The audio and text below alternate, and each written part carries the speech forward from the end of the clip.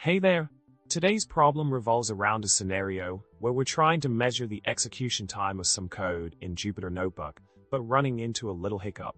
The issue arises when we use the %time magic command and expect it to accurately capture the duration of a code snippet, including a 2-second sleep time.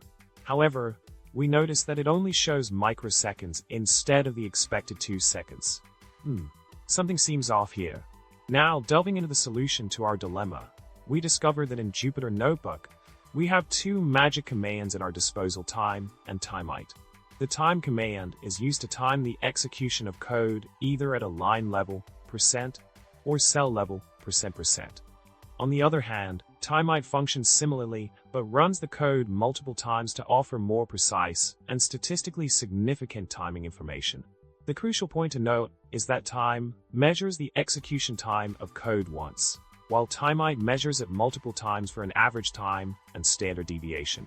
If we take a closer look at the piece of code provided, which is encapsulated within the %time magic command, we can see that it includes operations such as assigning a string to a variable, introducing a 2-second sleep duration, and finally, printing out the value of a. When this code block is executed, the output displays both the CPU time and wall time.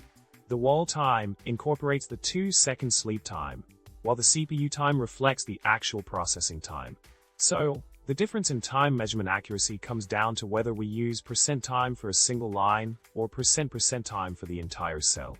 In wrapping up our little exploration into the mystifying world of timing code in Jupyter Notebook, it's essential to always keep in mind the distinction between %time, %time, %timeit, and %timeit commands.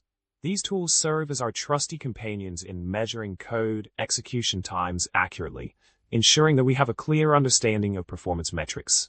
Hopefully, this insight will prove useful in your coding adventures. Stay curious, keep coding, and don't forget to like, subscribe, and drop a comment below with your thoughts. Remember, even the tiniest lines of code can hold a world of surprises.